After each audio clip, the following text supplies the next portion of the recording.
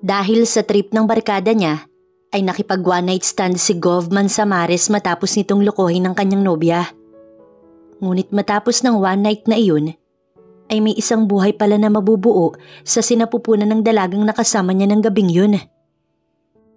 Sa mundong ibabaw ay kailangan nating makipagsapalaran sa hamon ng buhay para maitaguyod ang pamilya at sarili sa gutom, at isang halimbawa nito si Natalie.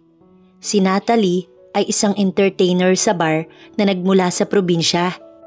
Napilitang tumungo sa Manila at buo ang loob na mabibigyan niya ng panibagong kinabukasan ng kanyang mga magulang at ang bunsong kapatid na si Nathan na ngayon ay nasa high school.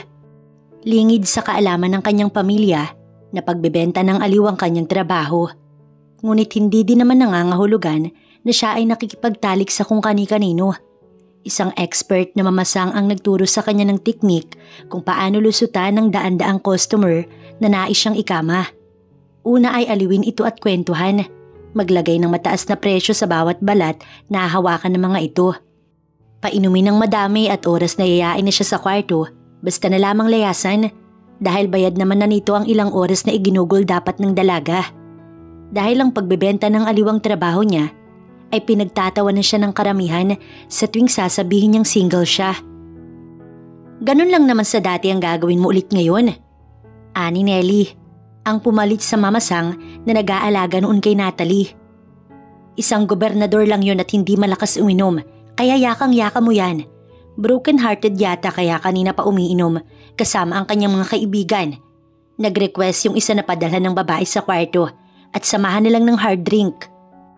Napangiwi ang dalagang si Natalie. Isang gobernador na broken-hearted? Iniisip nga na malamang ay dahil sa kabit nito. Isang matandang hukluban ang naiisip niyang customer niya. At ang isipin pa lamang ito talagang nakakadiri na. O heto, espesyal na alak yan. Kaya isa o dalawang tagay lang tsak natutumbayan. Saad pa ni Nelly. Kinuha ni Natalie ang susi sa ginang tsaka siya naglakad patulak sa kwartong inuukupan ng gobernador. Nagdarasal na sana. Hindi naman ganun kasagwa ang itsura at pangangatawan nito para lamang mapagtiisan niya. Lalo at 2 oras lang binayaran ng kaibigan nito. Kabadong isinuot ni Natalie ang susi sa pinto hanggang sa madinig niyang bumukas ito. Pumasok siya at tahimik na humakbang, dala pa din ang alak na naroon sa kamay niya. Inilapag niya muna iyon sa mesa tsaka hinarap ang gobernador na iyon. Ngunit napatigil siya nang lumabas mula sa banyo ang isang gwapong lalaki. Kusang tumigil ang mata ni Natalie sa lalaki na nakatopless habang nakabalot ng tuwalyang puti ang ibabang parte ng katawan nito. Nakatulala pa din si Natalie habang nakatingin sa namumulang muka ng lalaking naroon. Para bang kulang ang salitang gwapo para ilarawan ang itsura ng taong naroon. Sino ang lalaking to? Nasabi ni Natalie sa sarili. Ang matanda na nakakadiri na inaasahan niya ay kabaliktaran pala. Okay, nasabi niya sa sarili. Kailangan ko lamang siyang lasingin matapos ay lalabas na. Ani Natalie sa kanyang sarili. Marahan siyang humakbang hanggang sa makalapit sa gwapong binata. May katangkaran ito kaya't ang dibdib lamang nito ang kanyang nakikita. Simulan na ba natin? Kinailangang gumamit ni Natalie ng nakakapang-akit na tinig kahit na naiilang siya sa gwapong lalaking kaharap. Kinawit niya ang kanyang kamay sa leeg ng lalaki na iyon at panghahalikan niya nang umiwas ito't masamang tumingin sa kanya. Sino ka naman? Anang lalaki na ikinagulat niya. Maganda si Natalie at talagang pinagkakaguluhan ng mga customer na nagbubuk sa kanya. Ngunit sa kauna-unahang pagkakataon ay naramdaman niya na kulang ang kanyang pisikal na itsura para ihalin tulad sa gwapong lalaking nakaharap. Kaagad na napabitiw si Natalie sa lalaki. Siguro kailangan pa nito ng kaunting alak. Naibulong niya tsaka kinuha ang alak na nasa mesa at nagsalin. Halata sa mukha ng binata na madami na itong nainom dahil sa mapulang mukha nito. Kailangan mo na siguro nating uminom bago magsimula. Magsimula ng ano? Diretsahang saad ng lalaki. Ako ang pinadala ng mga kaibigan nyo para magbigay ng alo sa inyo dahil daw sa nalulungkot kayo. Nahihiyaman, nilakasan na lamang ni Natalie ang kanyang loob tsaka nagsali ng alak sa baso. Hindi ako madaling lasingin pero ayoko naman na masayang lahat ng effort ng kaibigan ko. Kaya sige, papatusin kita. Kumpiyansadong bitaw ng binata na ikinalaki ng mata ni Natalie. Napatingin siya sa alak na kaharap at doon ay nasiguro niya na hindi tatalabang luma nilang teknik at sa ganitong sitwasyon ay talagang naghahanda si Natalie. Kaya mula sa loob ng suot niyang bra ay palihim niyang kinuha ang sleeping pills na makakatulong sa kanya. Umaasa siya na hindi mahahalata ng lalaki ang ginawa niya dahil nga sa madilimang paligid. Inumin mo muna kung sakali na hindi gumana. Hahayaan kitang gawin ang nais mo. Nakangiting ani Natalie nang iabot ang baso sa lalaki na kaagad naman itong ininom. Kasabay ng hatakin ng lalaki ang batok ni Natalie at bigyan siya nito ng malalim na halik. Ngunit ganoon na lamang kabilis na inaya si Natalie ng antok. Nautakan siya ng lalaki. Ang sleeping pills na para sa binata ay ipinasa sa bibig niya nang halikan siya nito dahilan ng mabilisan niyang pagbagsak. Hinayaan ng lalaking iyon ng kanyang sarili na kunin ang oportunidad para ilabas ang kanyang galit at sa kauna-unahang pagkakataon ay hahayaan niya ang kanyang sarili na angkinin ng babaeng alam niyang naangkin naman na ng iba. Siya si Governor Tanji Manzares. Lumuwas sa Manila para dalawin ng modelong nobya. Ngunit ito din ang araw na nalaman niyang may ka-live-in na pala itong artista nang hindi sinasabi sa kanya. Natalie point of view. Masasakit ang aking buong katawan nang ako ay magkamalay. Maingat kong iginalaw ang katawan ko. Ngunit napangiwi ako nang maramdaman ko ang kirot sa aking mga hita. Bumangon ako't gano'n na lamang ang gulat ko nang makita ko ang aking sarili na walang balot ng kahit ano. Ang katabi ko ay may bahid ng dugo. Nangangahulugan bang nasaluko ang aking muka at nagsimula na akong kainin ng emosyon ko kasabay ng aking pagluha. Kinuha niya ang pagkabirhen ko, ang walang yang yun. Luha ang saad ko. Naakap ko na lamang ang sarili ko at umiyak habang nakabalot ng kumot. Natalie? Nag-aalalang ani Ate Nelly nang pumasok sa kwarto. Luhaan ang aking mata na sinalubong ko siya ng yakap. Ate Nelly, kinuha niya na ang pagkabirhen ko, Ate Nelly. Patawarin mo ko. Alam kong kailangan na kailangan mo ng pera. Kaya naman ito ang binigay ko sa'yo. Ani Ate Nelly, mula sa kanyang bulsa, inilabas niya ang isang kapit ng pera. Halagang 45,000. 5,000 lang ang kinuha ko. Si Mr. Manzares mismo ang nag-abot niyan sa akin at pinaabot ng pinagsisisihan niya ang gabing kasama ka. Kung alam niya na pala, bakit pa? Bakit niya tinuloy? Umiiyak na saad ko habang hawak ang pera. Walang yasya, sinadya niya lahat. Gusto mo na bang umalis dito? Alam kong may sapat na ipon ka na para kumawala sa walang yang lugar na ito. Huwag mo na akong gayahin. Matapos nang mawala ang iniingatan ko, gugustuhin mo pa bang mas madungisan ka kaysa umalis dito? Bagaman ayaw ng may-ari dahil mabili ka sa lugar na ito, tutulungan kita. Pangungumbinsi niya pa sa akin. Magbihis ka na, itatakas kita dito. Madami pang lalaki ang nakapila para sa'yo. Kaya kung ako sa'yo, kikilos na ako. Mag-aantay ako sa labas. Anya sa akin, humihikbi pa ako ng mag-asikaso. Nasa labas nga si Ate Nelly nang siya'y aking abutan. Halika. Anya tsaka ako giniya sa masukal na parte ng bar. Dito. Anya, dumaan kami sa madilim at mapunong likod ng bar. Hindi ko alam kung saan kami papunta hanggang sa marating namin ang kabahayan. Malapit lang dito ang bahay na inuuwian ko.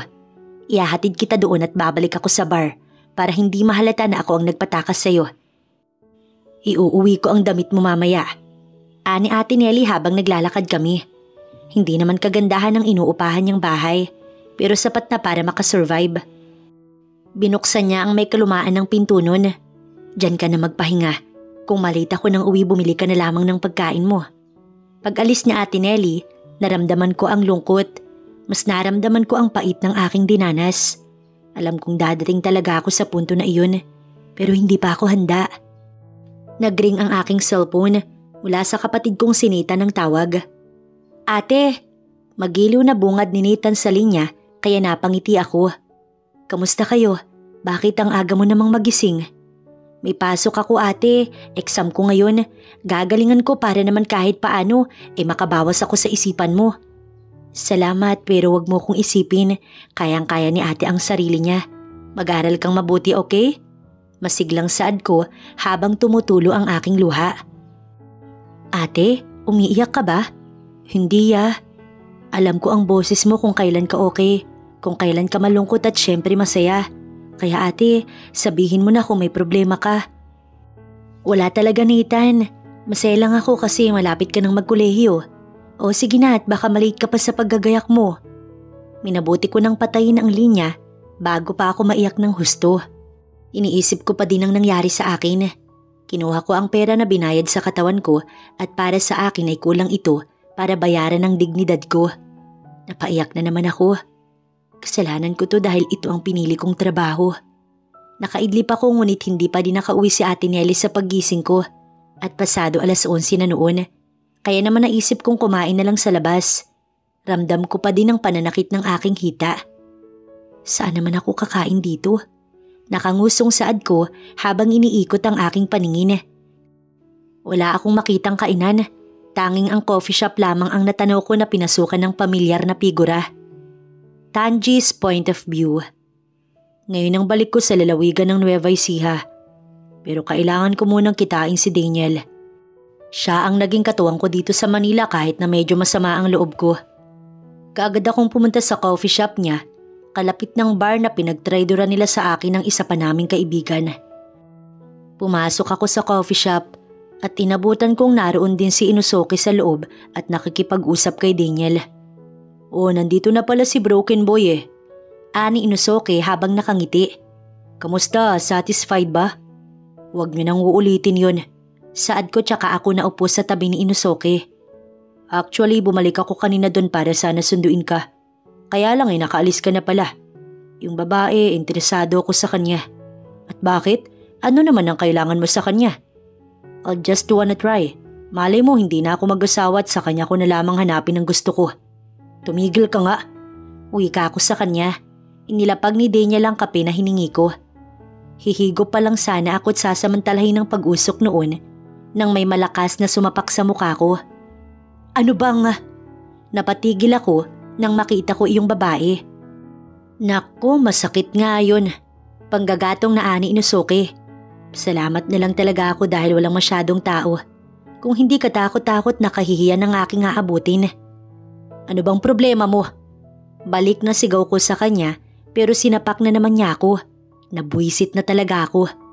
Ikaw ang problema ko. Sino ka para ganituhin mo ko? Nanggagalaiting anya sa dahilang hindi ko naman malaman. Ano bang ginawa ko sa'yo't galit na galit ka? Hindi mo alam Sabi na sakit lang talaga sa ulo ang mga babae. Ani Inosuke, kaya hindi ako nag-girlfriend Tumahimik ka, hindi ko hinihingi ang opinyon mo. Mataray na anya kay Inosuke na ngayon ay nakangiwi na. Sabi ko nga Ani Inosuke. Sa inis ko'y binitbit ko ang bewang niya gamit ang isang kamay ko lamang. Tsaka ako siya dinala sa loob ng storage room ng coffee shop. Bitiwan mo ko. Anya tsaka pinilit na makawala sa kamay ko. Ano bang problema mo? Ikaw! Matapang na anya ngunit mabilis din na napalitan ng kanyang ekspresyon na para bang maiiyak na. Ikaw ang may problema. Sino ka para kunin ang pinakainiingatan ko? Umiiyak na anya na ikinangiwi ko. Hindi ko alam kung ano ba ang tinutukoy niya. Mas nagulat pa ako nang tuluyang bumagsak ang kanyang luha. Bakit mo pinakailaman ng katawan ko? Ano bang sinasabi mo? Saad ko. Naalala ko lahat kahit pa may tama ako ng alak at hindi ko kayang itanggi na ako ang nakauna sa kanya pero yun naman talaga ang trabaho mo kaya bakit ka umiiyak ng ganyan? Kung ayaw mo makuha ang bagay na iyon, sana hindi ka na pumasok doon. Wala kang kwenta. Napakasama mo. Umiiyak na anya. Nakuha ko na iyon at hindi ko na maibabalik pa. Kaya wala na ako magagawa kahit mag-iiyak ka pa dyan. Hindi ka man lang ba hihingi sa akin kahit sorry? Hindi ko ginusto na maging mahirap. At hindi mo alam ang pinagdadaanan ko para kausapin mo ko ng ganyan. Hindi mo din alam ang pinagdaraanan ko. Kaya hindi mo pwedeng ikumpara ang kilos ko dahil lang sa sitwasyon na meron ka. Kung ano ang nangyayari sa'yo, kasalanan mo yan. Walang tao na pumipilit sa bawat desisyon na gagawin natin. Kaya hindi tayo maaaring basta na lamang manisi sa kung anong kahahantungan natin. Saad ko bago ko siya tuluyang iwan. Ano, nag-kiss ba kayo ulit? May nangyari sa inyo? Ani Inosuke habang tatawa-tawa. Ang mga sumunod ay naging huling tawa niya na lamang matapos siyang sampalin ng babae. Magsama-sama kayo, mga walang ya kayo. Anya tsaka umalis. Mga ano daw? Mga walang ya? Nanggagalaiting ani Daniel. Bakit ako nasali dyan? Ako ang pinakamabait sa inyo tas isasama niya ako. Parang batang Anya. Hindi na ako magtatagal. Paalam ko sa kanila. Huwag naman, baka mamaya kayo pa magkatuluyan ng babaeng yun. Siraulo ka. Uwi na ako dahil mas kailangan ako doon kaysa dito. Sige, ako nang bahala dun sa babae. Ani Inosuke kaya tinaasan ko siya ng kilay. Ikaw ang bahala kung makokontrol mo. Pang-aalaska ko sa kanya. Alam kong kahit na ganoon ang trabaho niya, may pride siya't hindi basta-basta papatol kahit pamayaman o gwapo ang kaharap niya. Iniwan ko ang coffee shop pati na ang buong kamay nilaan. Ngunit ang aking isipan, naiwan sa babaeng yun. Bakit kailangan niyang magreklamo sa akin? Hindi ko din naman alam na virgin pa siya ng mga sandaling yun. Inakit niya ako at yun ang totoo. Kamusta ang bakasyon mo sa Manila? Ani Megan sa akin, isang malapit na kaibigan. Hindi naman ako nagbakasyon doon, may dinalaw lang ako.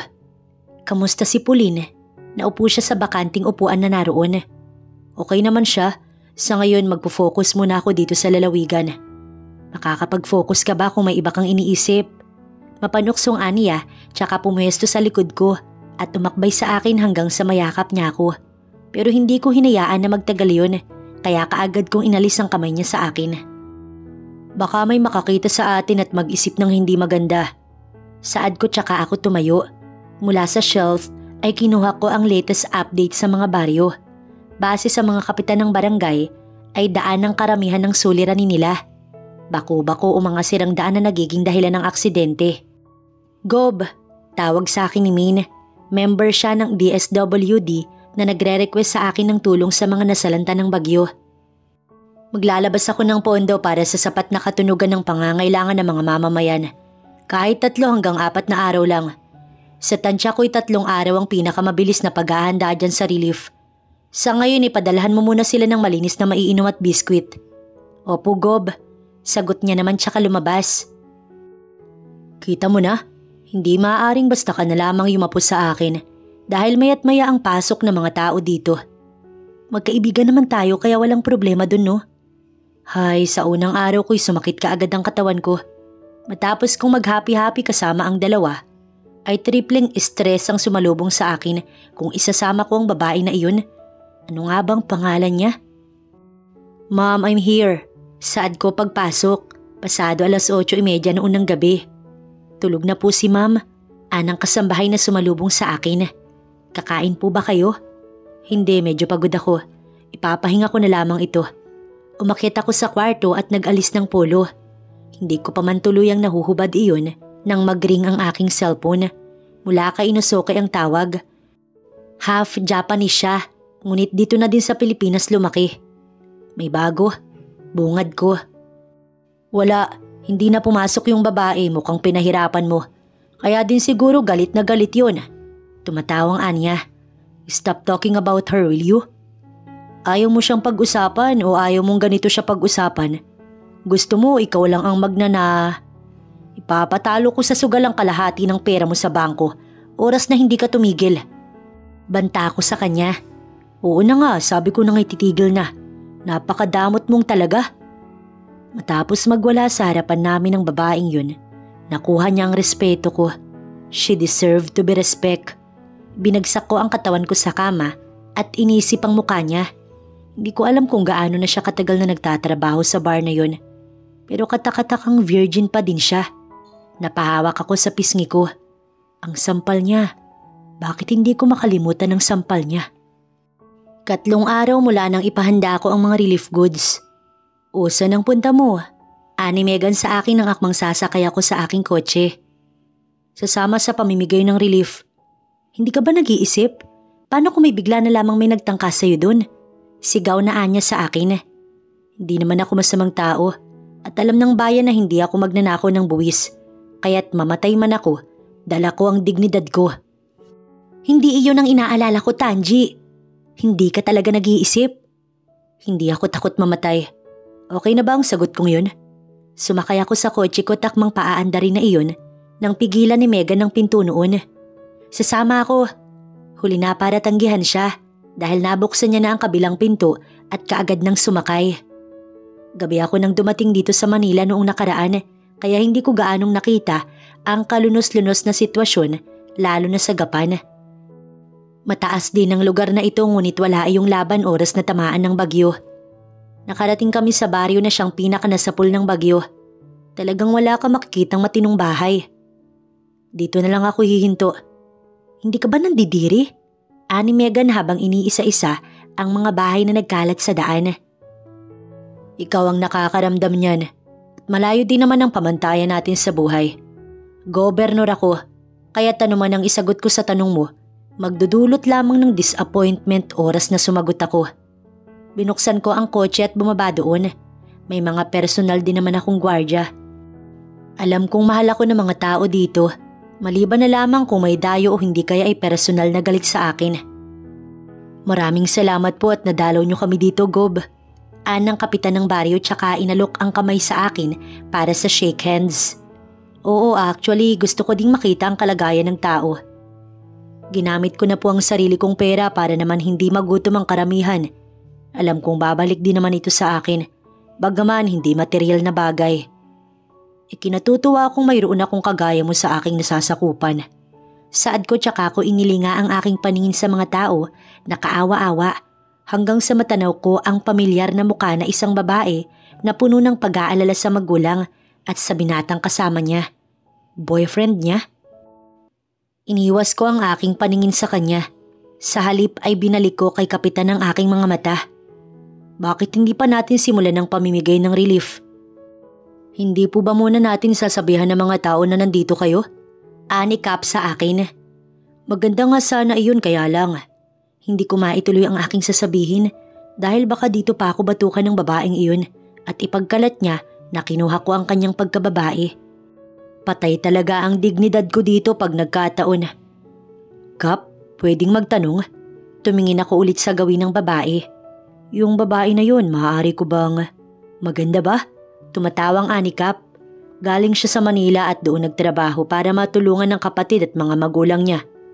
Kaya lang ay napilitang umuwi dahil nga nasalanta ng bagyo ang pamilya niya. Ani Kap, nabuo ang aking awa sa babaeng iyon. Tutulong ako sa pamamahagi ng relief. Dito ka lang? Ani Megan sa akin kaya tumango ako. Nagdadalawang isip ako magpakita sa kanya. Pero ayoko naman na maging useless lang dito. Hinintay kong maging busy ang lahat hanggang sa maglakad-lakad na ako. Nakita ko na naman iyong babae na bumibili sa isang sari-sari store.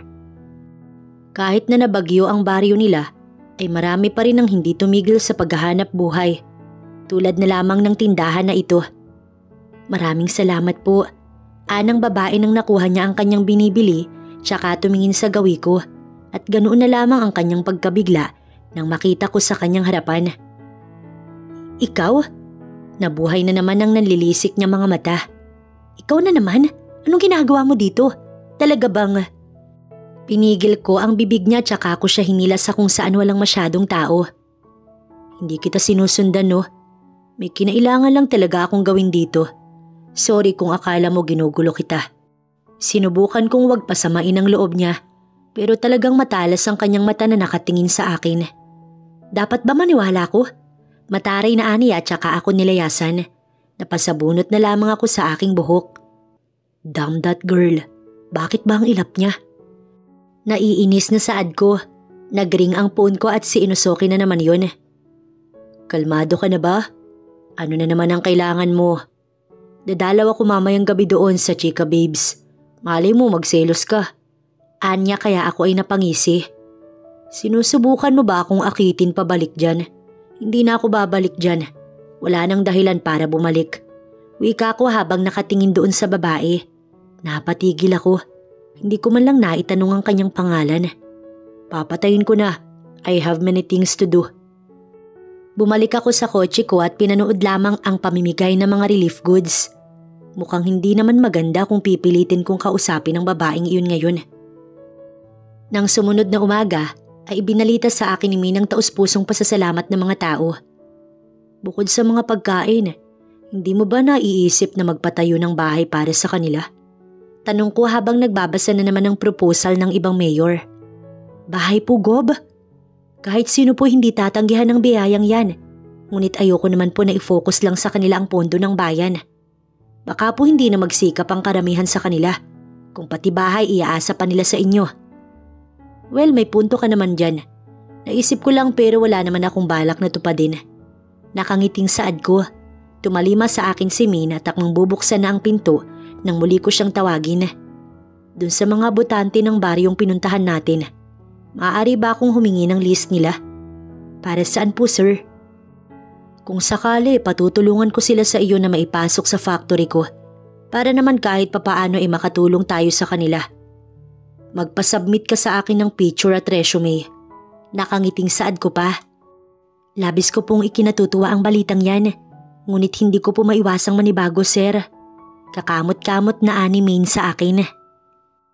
Kahit nga ako naninibago sa aking kinikilos, baka ginagawa ko to para lamang hindi na magalit sa akin yung babaeng yun. Anak, hindi ba nagpaparamdam si Pauline sa iyo? Hindi na siya nagchat-chat sa akin itong mga nakaraang araw. Ni Mami nang mag-dinner kami. Ngayon na lang kami nagkasabay kumain dahil palagi akong busy sa trabaho. Ma'am, baka busy lang po. Alam niyo naman na may sarili din siyang buhay. Napatingin sa akin si Mami na malamang ay nagtataka dahil sa mga kinikilos at sa aking mga sinasabi. Alam niyang mahal na mahal ko si Pauline. Isang oras nga lang na hindi ito magparamdam ay para na akong mababalo dati. Bakit po? Tanong ko nang tumagal ang titig niya sa akin. Wala anak, masyado lang siguro kung natuwa sa'yo. Ni Mami sa akin. Pag-akyat ko sa kwarto, nag-message sa akin si Min tungkol sa mga mag-a-apply ng trabaho sa factory namin. Si Mami ang nangangasiwa noon, kaya madalang lang talaga kaming magkita sa bahay. Binuksan ko ang PC ko at chinek ang mga nagpasa ng kanilang resume na siyang interesado sa trabaho at kasama na doon yung babae.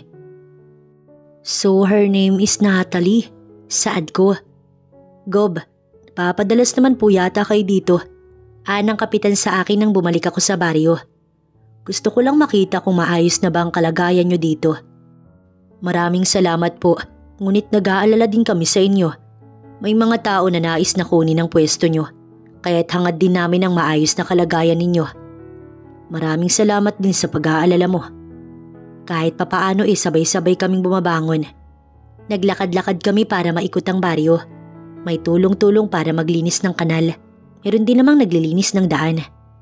Napasyal kami sa Talipapa. Hindi naman kalayuan sa mga bahayan. Iha, tawag pansin ng kapitan kay Natalie na naroon pala at namimili ng isda.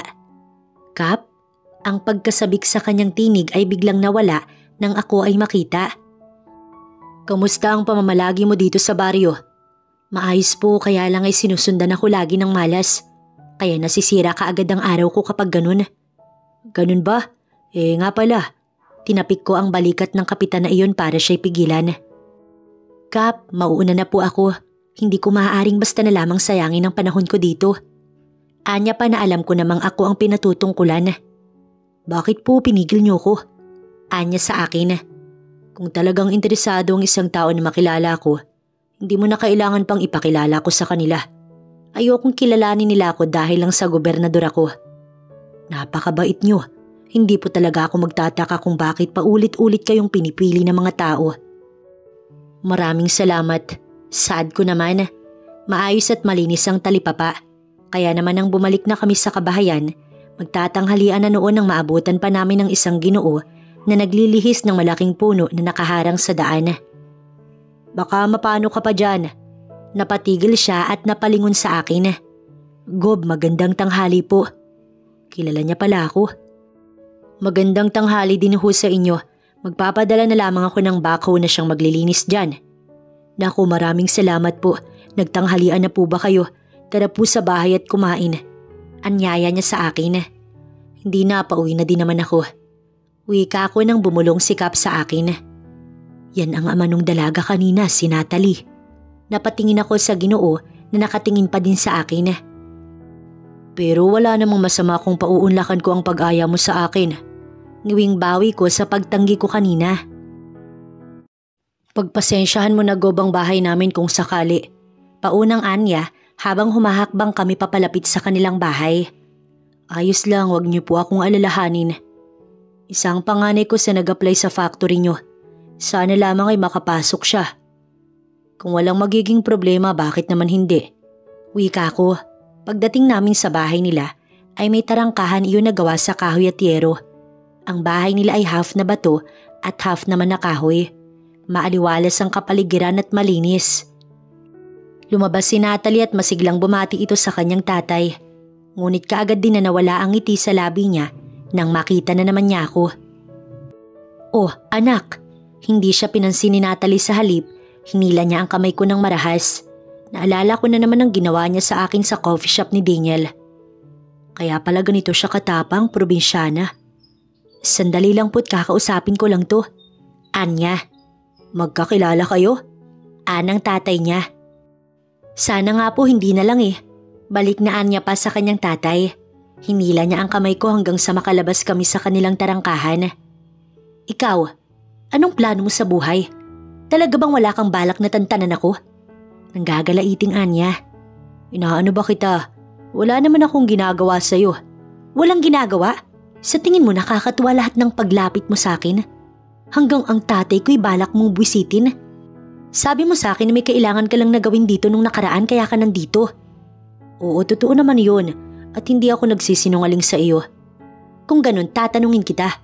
Bakit mo kasama ang tatay ko? Dahil ba may gagawin ka na naman? Yun na naman ba ang irarason mo sa akin? Sige, hindi naman ako ganun kasamang tao. Kaya kung ano man ang gagawin mo o kailangan mo sa tatay ko, gawin mo na. Pero uunahan na kita. Lumungkot ang kanyang tinig pati na rin ang kanyang mata ay napunta sa lupa na tinatapakan namin. Hindi nila alam ang naging trabaho ko sa Manila. Kaya kung balak mong sirain ang buhay ko, gawin mo na.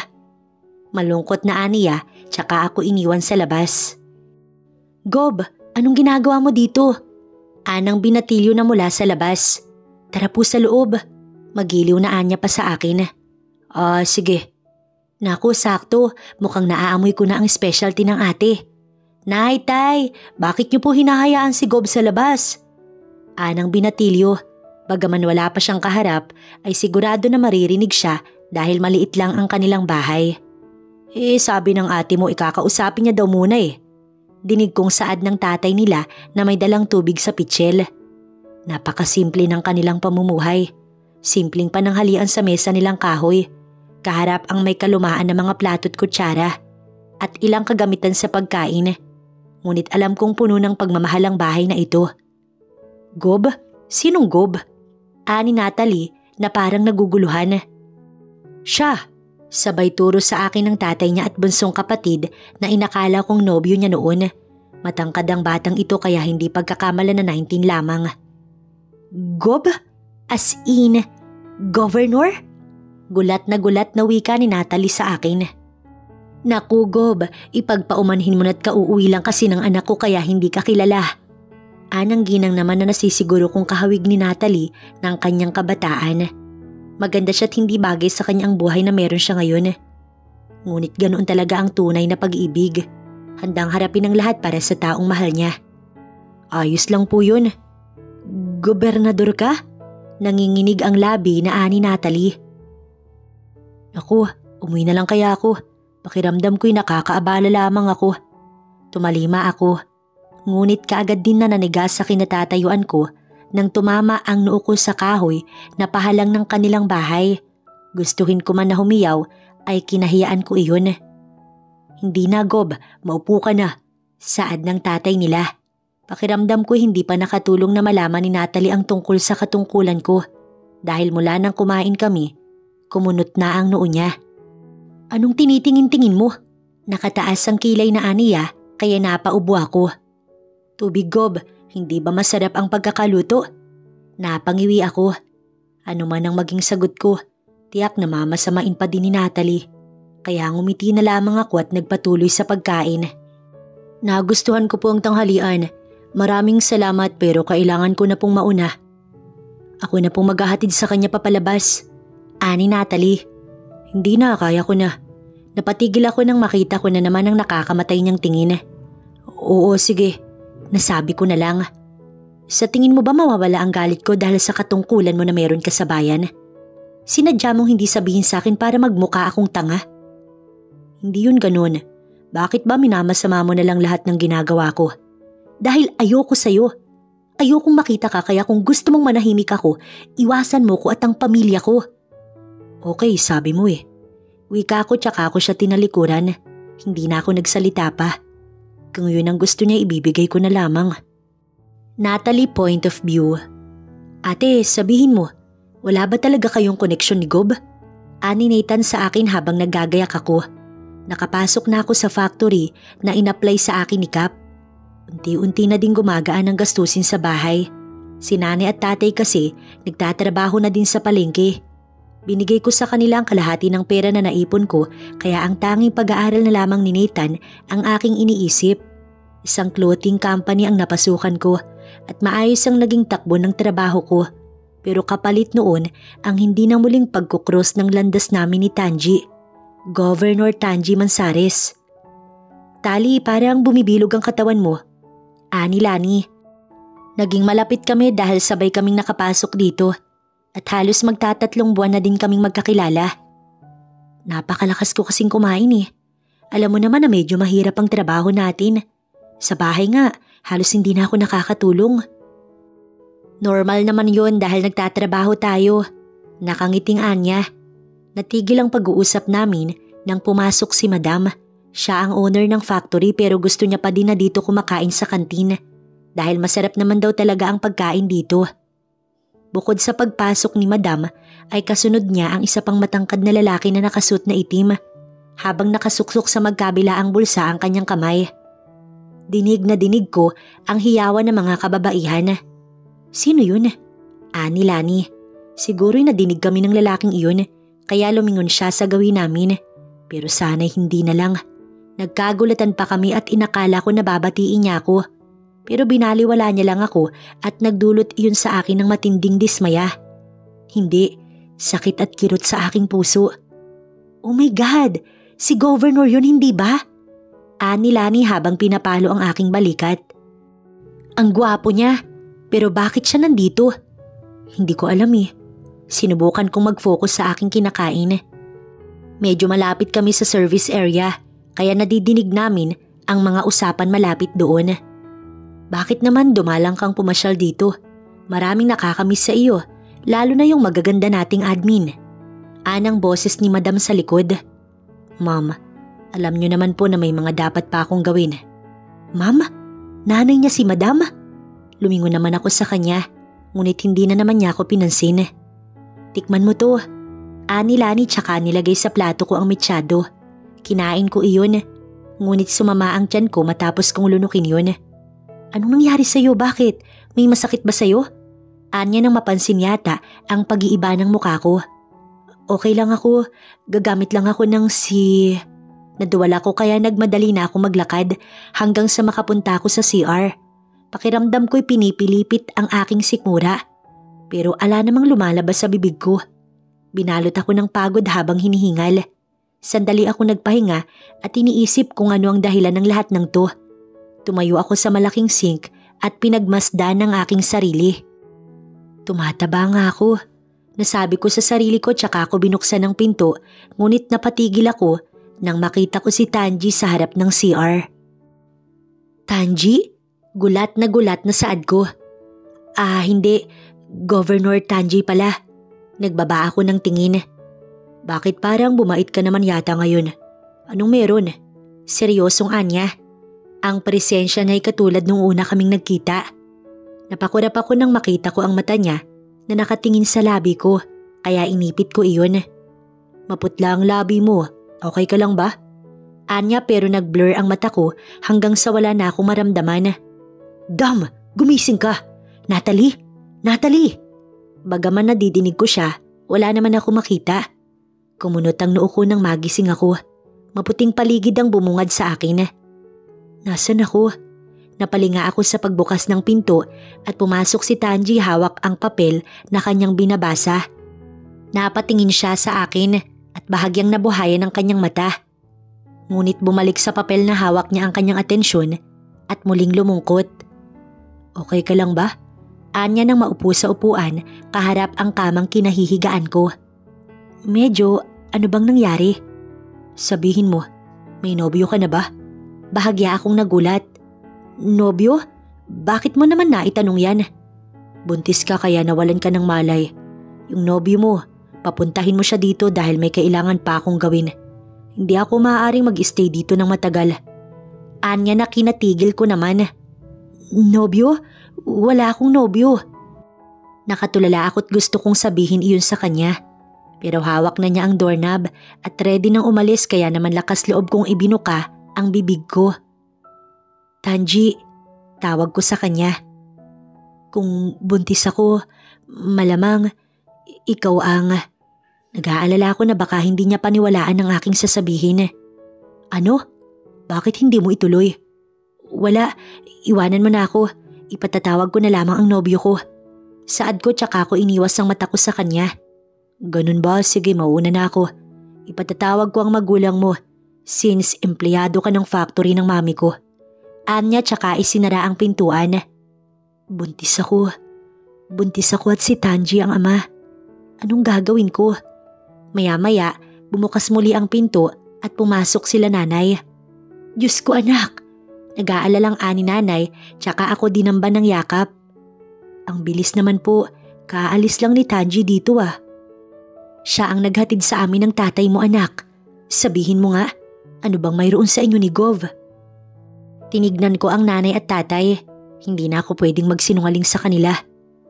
Nay, tay, kung sasabihin ko po ba sa inyo ang katotohanan sa likod ng dahilan kaya ako nandito?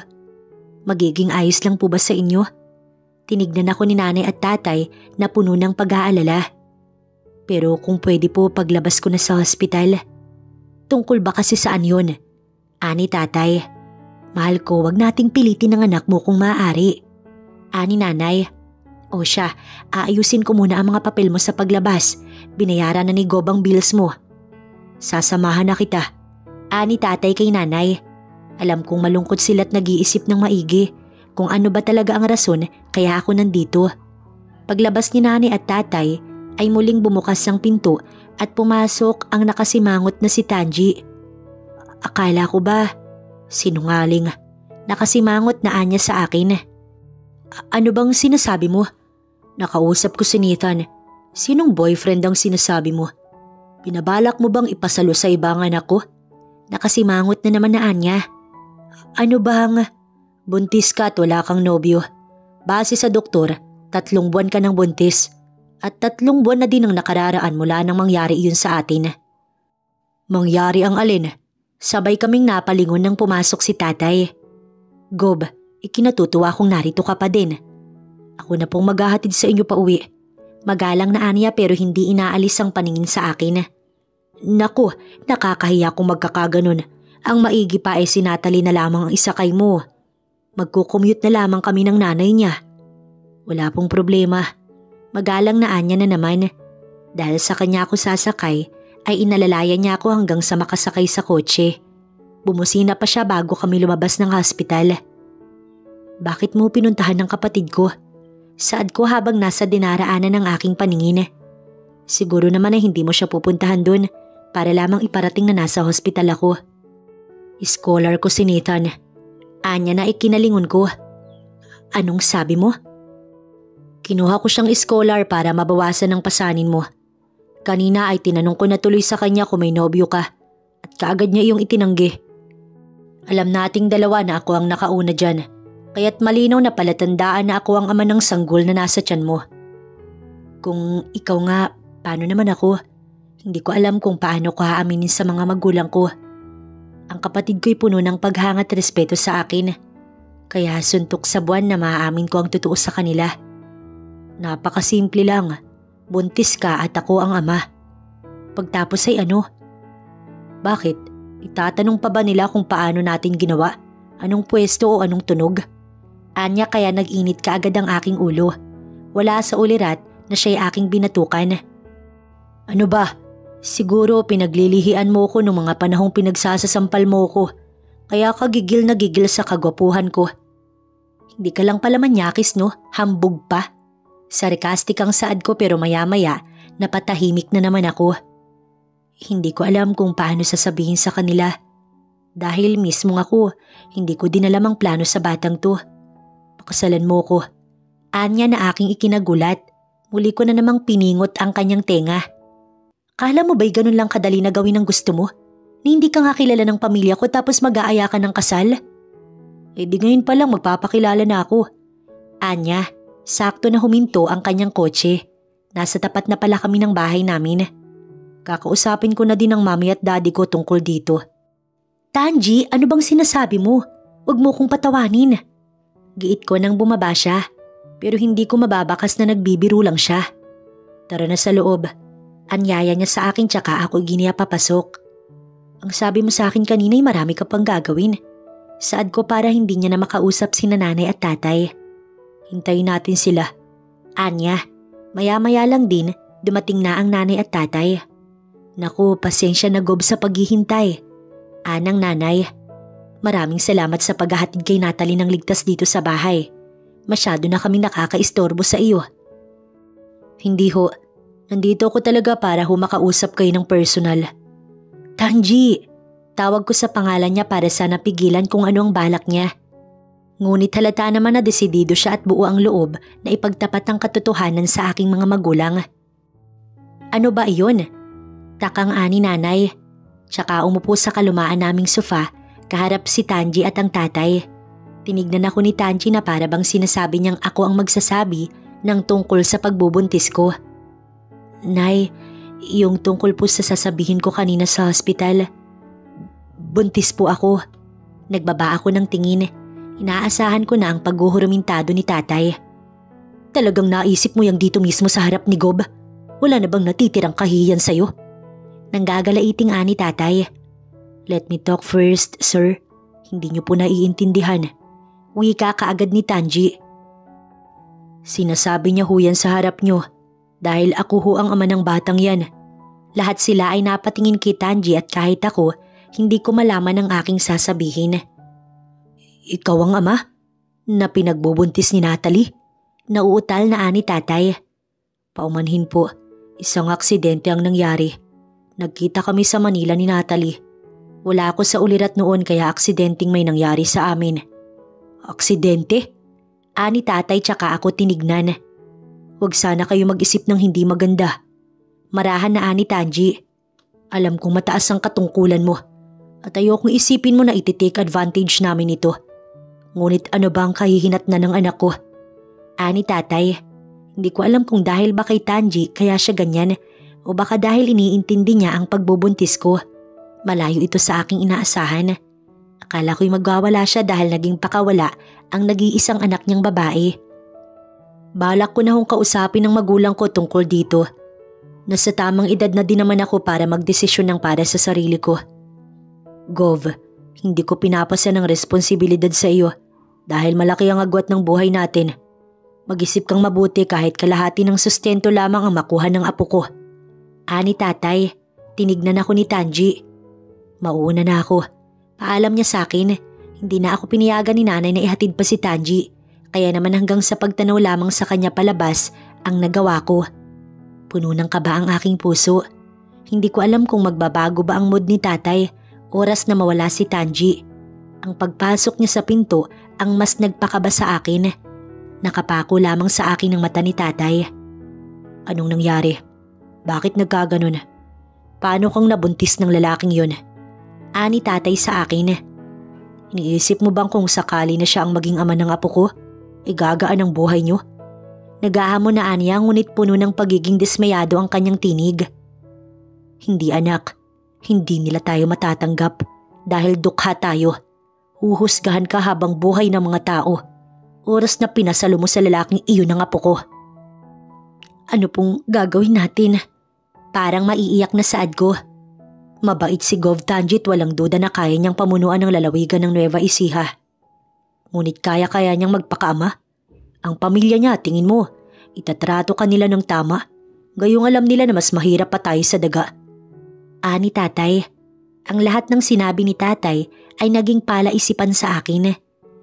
Hindi ko alam kung paano ko pagtatagni-tagniin ang nais na pakahulugan ng itay. Nakabuntis! Halo-halo ang emosyon ni Mami. Siya muna ang sinabihan ko dahil nasa Macau si Daddy. Sino? Sino ang nabuntis mo? Anak din ba siya ng politiko? No ma'am, hindi po. Isa lamang siyang anak ng magsasaka pero… No, baka hindi mo anak yun. Si Pauline ang gusto kong makatuluyan mo. Anong gagawin natin sa babaeng yun? Aba anak, mag-isip-isip ka nga. Ni Mami. Hindi niya alam kung anong nangyari sa amin ni Pauline. Well, hindi naman din kasi alam ni Mami na hindi ko na kinakausap si Pauline. Ma'am, buo na ang desisyon ko. Hindi ko natapos ang aking sinasabi nang may tinig na sumingit sa amin. Nasa sala kami habang ang tinig na iyon nasa unahan naman ng pinto. Hello tita! Hi Tanji! Nakangiting ani Pauline. May hatak siyang maleta. Anong ginagawa mo dito? Tanong ko. Nangunot ang noo ko. Naalala ko na naman ang gabing may katalik siya sa unit niya. Hindi niya alam na nandun ako ng gabing yun at naging saksi ang aking dalawang mata sa kataksilan niya kasama ang sikat na artistang iyon. Anak, ano bang klaseng tanong yan? Ani Mami tsaka bahagyang tinapik ang aking braso. Nilapitan niya si Pauline. Bakit naman ngayon ka lang napasyal? Ilang araw na kitang iniintay. Bukod doon na hindi ka na din nagre-reply sa akin. Ani Mami habang hawak ang kamay ni Pauline. Naiinis ako. Walang alam si Mami sa ginawa ni Pauline at sinisiguro kong magagalit siya ng husto kay Pauline kapag nalaman niya ang totoo. Nag-iisa lang akong anak kaya naman sabi kang Mami sa anak na babae at halos ituring niya ng anak si Pauline. Hindi mo man lang ba ako sasalubungin? Ani Pauline sa akin. Sandali, ikukuha kita ng maiinom. Ani Mami tsaka pumunta ng kusina. May problema ba? Malambing na ani Pauline tsaka umukyabit sa aking braso. Cheater is always a cheater. Paano niya nagagawang pakitunguhan ako ng ganito ka-sweet habang nakikipagtsuktsakan siya sa iba? Let me go. Saad ko tsaka ako inalis ang kamay niya sa aking braso. Umakyat ako sa aking kwarto. I hate seeing those smile. Hindi ko kayang makitungo sa kanya ng formal. Minahal ko siya ng husto. To the point na halos wala nang matira sa akin. Kaya naman hindi ko na kayang saktan pa ang aking sarili. Itinukod ko ang dalawang kamay ko sa kanto ng bintana. Naramdaman ko ang mainit na yakap ni Pauline mula sa aking likuran. Ano bang problema mo? May nagawa ba ako sa'yo? Malambing na saad niya sa akin. Ang yakap mo, hindi na kasing init ng dati. Ramdam ko ang pagkagitla niya. Ano bang sinasabi mo? Tanji, pagod ka ba sa munisipyo kaya ka ganyan? Halika, pagsisilbihan kita. Anya tsaka ako hinila paharap sa kanya. Tinignan ko lang siya ng walang kasing lamig habang isa-isang inaalis ang botones ng long sleeve na suot ko. Alam ko at ramdam niya na may hindi tama pero pinipilit niyang magpatay mali siya. At mga halikan niya ang leeg ko nang iwasan ko iyon. Napalunok siya at muling sinubukan akong halikan. Ngunit tulad kanina, iniwasan ko lang ulit yun. Tanji, ano bang problema mo? Giit niya na parang maiinis na. Ikaw ang problema ko. Hindi na kita gusto kaya umalis ka na. Alam kong ikinabigla niya ang bagay na ito pero wala akong pakialam. Wala na akong nararamdaman sa'yo. Tanji, stop! Ano bang sinasabi mo? Anya tsaka kinuha ang kamay ko. Akmang ilalagay niya iyon sa bagay na iyon sa kanya kaya't binawi ko ang kamay ko. Wala ka na bang dignidad na natitira dyan sa katawan mo? Umalis ka na dahil hindi na kita mahal. Malakas na saad ko. Nakita ko ang pag-agos ng luha mula sa kanyang mata. Stop it! Pinaglalaruan mo ba ako? Umiiyak na Anya. Hindi, nagsasabi ako ng totoo. Ikaw, huwag mong paglaruan ang sarili mo. Tanji, ano bang sinasabi mo? I can't afford to lose you. Mahal na mahal kita, Tanji. Kung ano man yan na itigil mo, nasasaktan ako. Ikaw ang tumigil. Dahil kung nasasaktan ka, dinurog mo naman ako. Mabigat ang tinig na saad ko. Kung mahal mo ko, hindi ka magpapagalaw sa iba. Malakas na sigaw ko. I witness it. Nasaksihan ko kung paano ka makipagtalik sa hayop na lalaking yun. Sigaw ko na kanyang ikinatigil. Para bang sa isang saglit na iyon, ay tumigil ang pag-agos ng kanyang luha. Oo, nandoon ako ng gabing yun. Nasa Manila ako pulin para bisitahin ka dahil namimiss kita. Pero salamat pa din dahil sa maikling panahon na hindi ka nagpakita sa akin, nagawa kong kalimutan ang sakit na nasa puso ko. Wika ko tsaka ako siya nilagpasan. Binuksan ko ang pinto ng kwarto ko at nakita ko si Mami doon na nakatulala habang nakatingin sa akin. I'm sorry, Ma'am. Diretso ko palabas. 8:00 noon ng gabi pero nag-drive ako. Hindi ko alam kung saan ako papunta. Basta ang mahalaga ay makalayo ako sa bahay. Nag-drive ako hanggang sa namalayan ko na lang na binabaybay ko na pala ang daan patungo sa bahay nila Natalie. Bumaba ako at pinagmasdan ng maliit at luma nilang bahay. Bagaman kapos sa pinansyal, ang pamilya nila ay puno ng pagmamahal. Napangiti ako. Patay na ang mga ilaw kaya naman nakakahiya kung iistorbuhin ko pa sila. Dahan-dahan kong naramdaman ang maliliit na patak ng ulan hanggang sa lumakas iyon, ngunit hindi ko inalintana. Pakiramdam ko'y gumagaan ang loob ko habang tinatamaan ako ng patak ng ulan. Ipinikit ko ang mata ko at mas dinama ang lamig. Basang-basa na ang buhok ko. Hindi ko alam kung ilang minuto akong nasa ganoong posisyon hanggang sa idilat ko ang mata ko at nakita ko si Natalie. Bakit ka nagpapaulan? Anya sa akin habang hawak ang payong sa kanyang kamay. Bakit gising ka pa? Baka magkasakit ka pa, pumasok ka na doon. Pumasok tayo. Anya, hindi tulad noon na matapang ang kanyang tinig. Sa isang aya niya lang sa akin, sumunod ka agad ako. Ikukuha kita ng damit ni Nathan para makapagpalit ka ng damit. Inabot niya sa akin ng may kalumaan na niyang tuwalya, ngunit mabango yun. Kaamoy niya iyon. Nasa kusina nila ang maliit nilang CR na gawa din sa kahoy ang mga dingding, ngunit malinis. Maya-maya lang ay bumalik siya dala ang oversized t-shirt at pajama na teddy bear ang design. May brief din na hindi pa naisusuot. Binilhan ko si Nathan ng bagong brief, hindi pa niya nasusuot yan. Naligo ako, nakakapanibago lang dahil walang shower. Bukod doon, napakalamig din ng stock na tubig. Paglabas ko'y tinignan niya ako. Napatawa siya nang makita ang t-shirt ni Nathan na hindi mukhang oversize. Parang simpleng damit na lang dahil matangkad nga ako. Tinimplahan niya ako ng itim na kape tsaka niya nilagyan ng creamer. Kung minsan napapaisip na talaga ako sa taong bayan. Tinignan ko lang siya. Bakit kanila binoboto madalas ka namang lutang? Lutang? Pag-uulit ko tumango siya. Isipin mo, pwede ka namang mag-stay sa kotse mo para hindi ka mabasa. Lumabas ka pa. Umiiling na Anya. Ngumiti ako. Ayokong sabihin na dahil sa kanya kaya ako narito. Alam kong tututo lang magulang mo sa gusto mong mangyari kaya naman matatanggap ko yun. Kaysa naman magsinungaling ka sa akin na kunwari okay lang sa kanila. Bakit mo naisip na hindi papayag ang mami na pakasalan kita? Dahil kung ako din ang mami mo, ganun din ang gagawin ko. Kung merong mas maayos na makukuha ang anak ko, bakit ko pipiliin ang isang katulad ko? Mami knows best, kaya maiintindihan ko yun. Hindi naman lahat alam nila. Hindi nila nararamdaman kung paano ang nasa puso ng anak nila kaya hindi nila alam ang lahat. Aksidente ang lahat. Hindi kita inuobliga na gawin ang hindi mo naman tungkulin. Tinanggap ko ang pera mo kaya marapat lang na suluhin ko ang bunga nito.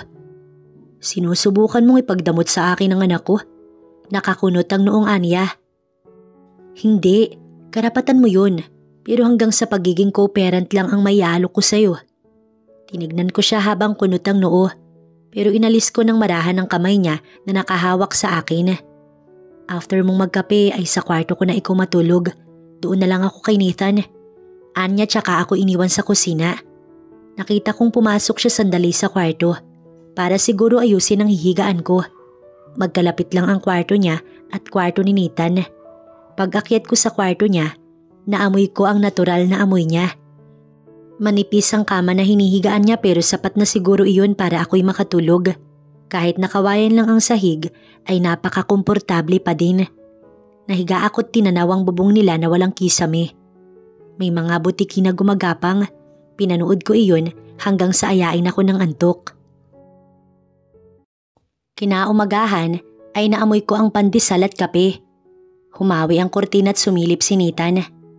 Kuya, tara magkape. Anya tsaka ako pinikitan. Kuya? Nakangiwing tanong ko. Oo, magkakababy na kayo ng ate kaya matik magiging kuya kita. Nagmamalaking anya pa. Matik? Saan kaya kinukuha ng batang to ang mga words niya? Bagay sa'yo ang damit ko. Ganyan din siguro ako kagwapo kapag lumaki ako. Natatawang aniya habang sabay kaming lumalabas. Nandoon sa teres ang nanay at tatay niya. Siyempre pati na ang ate niya na walang kasing sungit. Heto ang kape mo. Ani Natalie tsaka nilapit sa akin ng tasa ng may lamang kape na umuusok. May mainit din na pandesal na may kesong puti. Kapag alanganing oras na'y dapat hindi ka na sumusugod sa ulan. Paano na lamang kapag nagkasakit ka? Anang nanay nila. Pasensya na po. Saad ko naman. Hindi na din ako nagtagal sa kanila. Kailangan ko pang pumasok dahil may mga aasikasuhin pa ako. Nagpadala lamang ako kay May ng damit na maisusuot ko sa munisipyo tsaka ako naligo.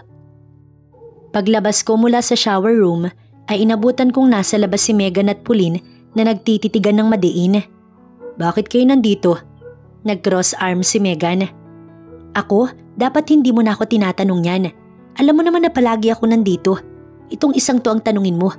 Modelo siya kaya dapat ay nasa bahay lang siya at nagbe-beauty rest kaysa sinisira niya ang kutis niya. Mataray na ani Megan. Huwag kang ambisyosa. Kaibigang mahilig maglagay ng mali siya. Ani Pauline. Kung mag-aaway lamang kayo ay sa labas na. Wala akong plano na umawat o pigilan kayo. Saad ko nang sabay nila akong tinignan. Kung may kakampihan lang ako'y lalo lang lalala. Kaya mas maigi na ilabas nyo na ako sa away nyo. Naupo ako sa swivel chair. Gusto kitang makausap. Ani Pauline sa akin. No, dapat nandito ako kung ano man ang sasabihin mo. Ani Megan. Pwede ba? Labas ka dito at hindi ka din naman makakatulong kaya umalis ka na. Lumabas ka. Matapang na ani Pauline. Noon pa man na hindi na sila magkasundo. Mataray si Pauline at hindi niya gusto si Megan. Habang si Megan naman galit kay Pauline dahil daw sa siya ang unang nagkagusto sa akin. At kung tatanungin niyo, mag-best friend sila noon. Hindi ko din naman alam ang feelings ni Megan para sa akin. Sige na Megan, lumabas ka na muna. Marahang saad ko. Tinignan ako ni Megan na para mang puno ng inis tsaka niya binaling kay Pauline ng matalas niyang mata bago padabog na lumabas. Anong pag-uusap pa ang gusto mo? Saad ko. Nakatingin lang siya ng diretso sa akin. May nabuntis ka? Matapang na anya sa akin pero maya-maya napalitan ng lungkot ang mata niya.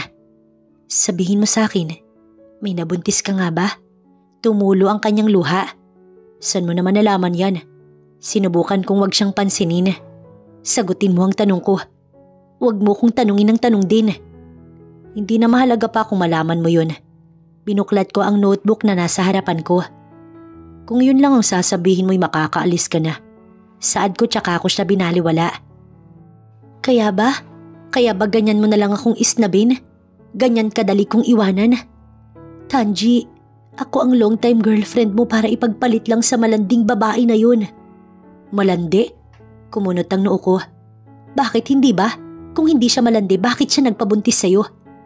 Wala kang alam kaya tumigil ka. O sige, gusto mong tumigil ako? Kung ayaw mo kong sagutin, siya mismo ang tatanungin ko. Matapang na anya tsaka ako tinalikuran. Tumayo ako kaagad sa swivel chair ko tsaka ako hinawakan ng kanyang braso. Subukan mo nang makita mo kung paano ako magalit. Kung dati pinagbigyan kita sa kabila ng kalokohan mo sa akin, wag na wag mo kong pupunuin. Kalilimutan kong may pinagsamahan tayo. Sa lubong ang kilay na saad ko pero hindi siya nagpaawat. Masama niya akong tinignan tsaka niya padarag na binawi ang kamay niya sa akin. Gagawin ko ang gusto ko't wala ka magagawa. Anya tsaka binuksan ang pinto at lumabas. Tapos ka nang mambwisit? Dinig kong ani Megan. Susundan ko sana si Pauline dahil baka may gawin siyang masama kay Natalie.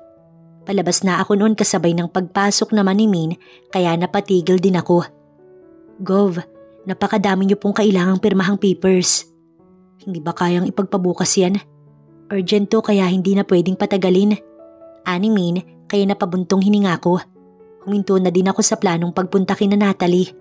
Paglabas ni Min, kaagad kong tinawagan si Mami. Kayo ang nagsabi kay Pauline? Hindi siya kumibo.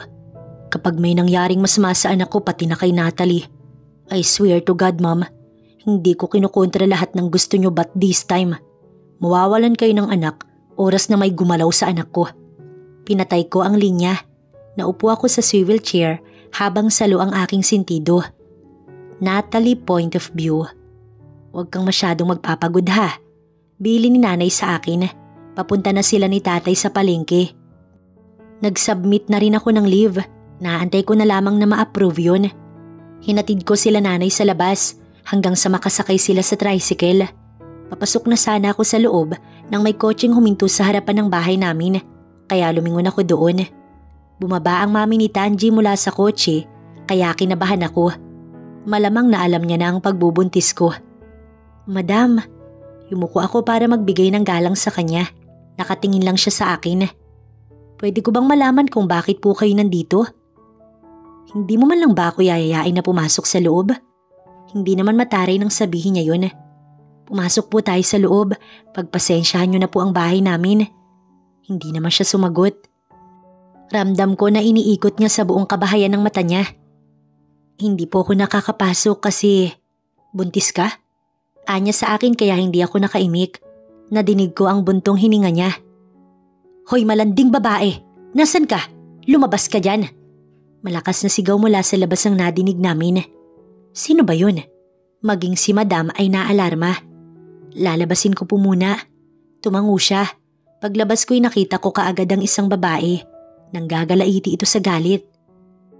Ikaw ang binuntis ng fiancé ko? Nakataas ang kilay niya at halata na galit siyang talaga. Ang kapal ng mukha mo.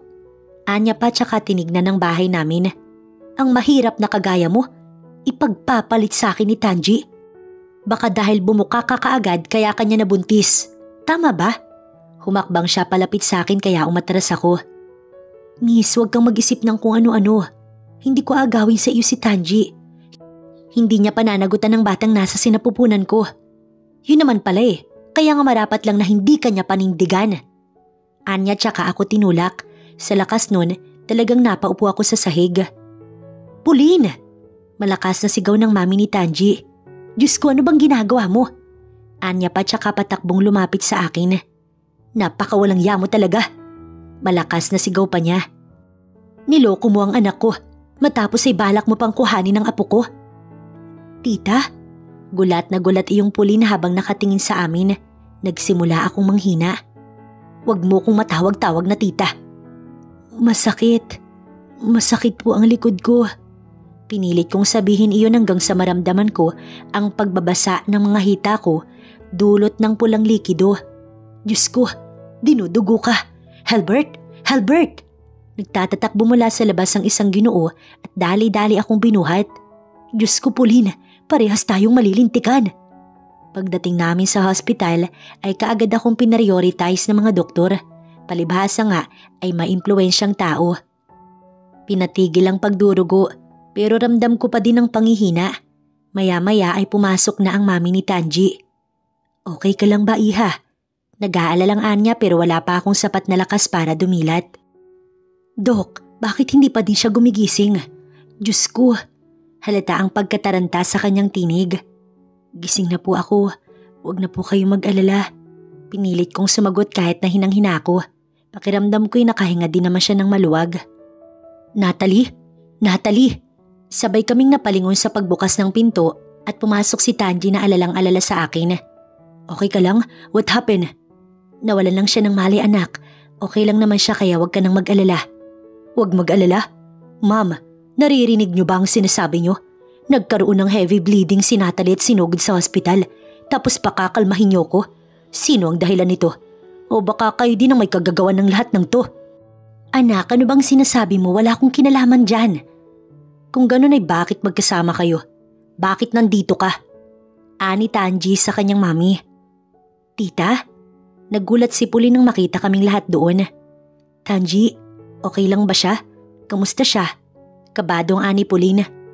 Huwag mong sabihin na ikaw ang dahilan. Salubong ang kilay at talagang galit si Tanji. Sumugod ka doon? Sinabi ko na hindi ba? Tigilan niyo si Natalie. Kahit na mawala ang baby namin, hinding-hindi ako babalik sa'yo. Kaya umalis ka na. Tanji, hindi mo naiintindihan. Gusto ko lang sanang kausapin siya. Umalis ka na. Tumingin si Tanji sa gawin namin tsaka tumingin sa akin. Hindi ko pa gaanong nadidilat ang aking mata. Naiintindihan kong galit ka sa kanya. Pero mali naman anak na magbitaw ka ng mga masasamang salita sa kanya. Mali. Ibig sabihin kung nalaglag ang anak ko'y ganyan din ang magiging katwiran nyo. Mali na ipaglaban ko ang karapatan ko. Gusto nyong intindihin ko siya? Baka nalilimutan yung niloko niya ako, Mami. Naiintindihan ko. Mahirap ipaliwanag sa'yo ang lahat lalo't nasa ganyang kalagayan ng carrier ng baby mo. Carrier?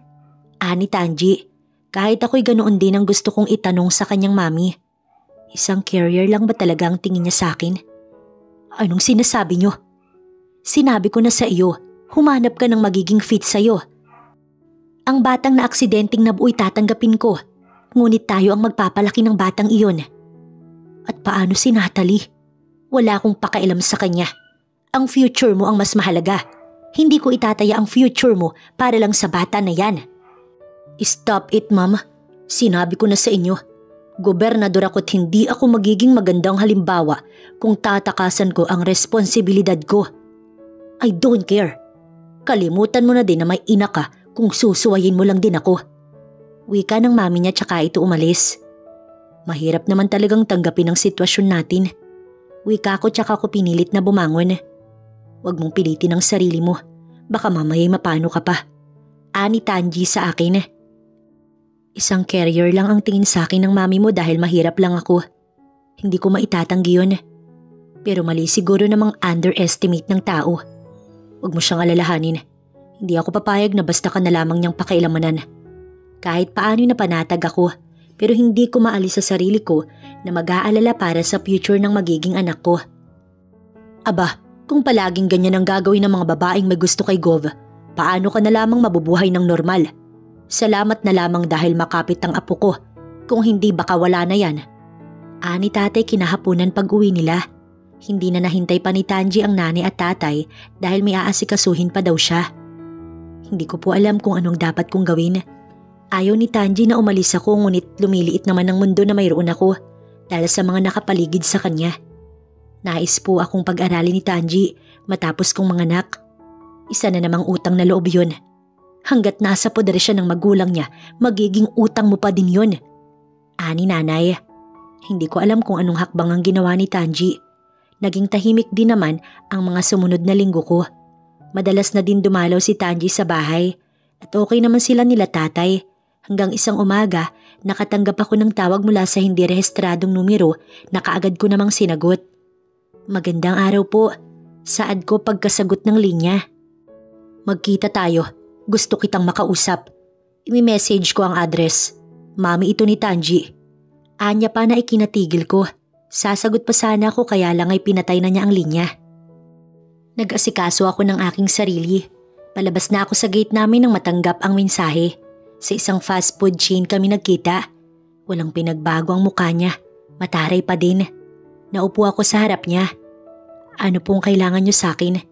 Bagaman samot-sari ang nadinig ko sa kanya, ay mas pinili ko pa din na igalang siya dahil nanay siya ng ama ng magiging anak ko at magiging lola din siya. Ayoko magsayang ng oras. Magpapakatotoo na tayo. Pawala na din ang anak ko sa kalendaryo at ako mismo ang nagpupumilit sa kanya na mag-asawa na siya. Kaya nga napakalaking bagay na dalhin mo ang unang apo ko. Mag-direct to the point na kayo. Alam kong ayaw nyo sa akin at sinabi nyo na yan nung nasa hospital pa ako. Kaya naman diretsuhin nyo na. Mula sa kinauupuan niya, binuksan niya ang bag na dala niya. Naglapag siya ng makapal na pera. 100,000. Anya, para saan po? Ipanganak mo ang apo ko at abandonahin. Magsimula ka ng maayos na buhay kasama ang buong pamilya mo. Hindi pa din sapat? Heto pa. Nagdagdag pa siya ng 2 nagkakapalang bundle ng pera. Kapag hindi mo iniwan ang anak ko, sisiguruhin kong magiging miserable ang buhay mo at ng pamilya mo. Mag-isip kang mabuti. Mukhang desidido kayo na ipilit ang nais nyo. Itinulak ko ang pera pabalik sa kanya. Pero sige, tatanggapin ko ang alok mo. Lalayuan ko ang anak niyo, pero hindi ko tatanggap ng kahit anong halaga. Pangako, hinding-hindi na ako magpaparamdam sa anak niyo. Saad ko tsaka ako tumayo at naglakad palabas. Sige, gawin mo ang gusto mo. Pero siguruhin mo na hindi ka na babalik at magpapakita pang muli sa anak ko. Dahil oras na mangyari iyon, sisirain ko ang buhay ng magulang mo o ng buo mong pamilya. Ganun na lang ang naging sakit sa aking puso. Akala ko'y magiging maayos na ang lahat. Ngunit ito pala ang magiging simula ng aking bangungot. Pag uwi ko sa bahay, hindi ko napigil na mapahagulgol. Alam kong bawal sa akin ang masyadong nag-iiyak dahil sa aking baby. Dala ng matinding pag-iyak, nakatulog na ako. Halos hapon nang magising ako dahil na din sa ingay nila tatay. Naku, bakit naman dito ka sa sofa natutulog anak? Ani tatay kaya napilitan akong bumangon. May dala kaming pusit ng nanay mo. Teka, nakapang-alis ka? Umalis ka ba? Ani nanay sa akin. Hindi po, sinukat ko lang po kung kasya pa ba sa akin ang damit na ito. Alam niyo naman po na medyo bumilog na ako. Pagsisinungaling ko. Ganun ba o siya, aasikasuhin ko ng pagkain na ito. Ani nanay, sinundan ko siya sa kusina. Nay, may tanong po ako. Saad ko nang maupo ako sa mesa namin habang pinapanood ko siya. Hindi po ba pwedeng umalis na lang tayo dito? Sa ibang lugar na lang tayo manirahan? Bakit mo naman naitanong yan? Ani tatay, isinali niya sa lagayan ng kape na binili nila ni nanay. Naisip ko lang po magiging masaya naman po tayo kahit na hindi na tayo dito naninirahan, hindi ba? Maaapektuhan ang pag-aaral ng kapatid mo. Ani nanay, napabuntong hininga ko. Mukhang hindi talaga pwede ang nasa isip ko. Sabihin mo nga, may nangyari na naman ba sa iyo? Nakipagkita sa iyo ang ina ni Gov? Hindi naman po, Nay. Itinikom ko na lamang ang bibig ko tsaka ako nag-isip ng mas maayos. Nasa akin pa ang kalahati ng perang naipon ko sa bar. Sa 3 buwan din na pagtatrabaho ko sa factory ng nanay ni Tanji, may naitabi din ako. Bukod doon na may pera din na iniaabot si Tanji sa akin na hindi naman nagagamit. Para matahimik ako at mapangalagaan ko ang anak ko, kinailangan kong lumayo sa kanila. Isa-isa kong iginayak ang aking mga gamit. Mag-aalas 11 na ng gabi, kaya mas minadali ko na ang pag-aayos ng aking gamit. Patay na ang lahat ng ilaw at tulog na sila nanay at tatay. Marahan akong pumasok sa kwarto ni Nathan. Naupo ako sa kanyang kama. Binata ka na. Mahinang saad ko tsaka hinaplos ang kanyang noo. Magsumikap ka. Sorry kailangan nang umalis ni ate. Hindi na ako pwedeng mag-stay sa tabi mo. Umiiyak na saad ko. Ayoko mang iwanan si Nathan at ang mga magulang ko. Wala na ako magagawa pa. Tanji point of view. Ilang araw na akong hindi umuwi sa bahay. Patuloy ko pa din na pinipilit si Mami na hayaan ako sa gusto ko. Pero masyadong sarado ang kanyang isip. Binitiwan niya na si Pauline. Ngunit si Mega naman ang pinipilit niya sa akin. Kaya nagdudulot ito ng sakit sa aking ulo. Hindi na po kayo tatakbo sa susunod? Ani Main sa akin.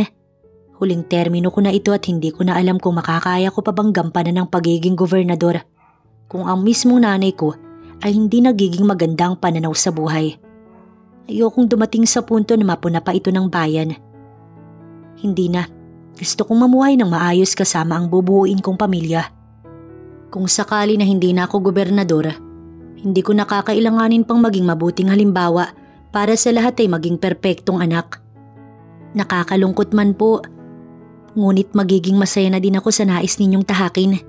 Kung ganun, sasabihin ko na din po ang nangyari nung nakaraang araw. Napalingon ako kay Min.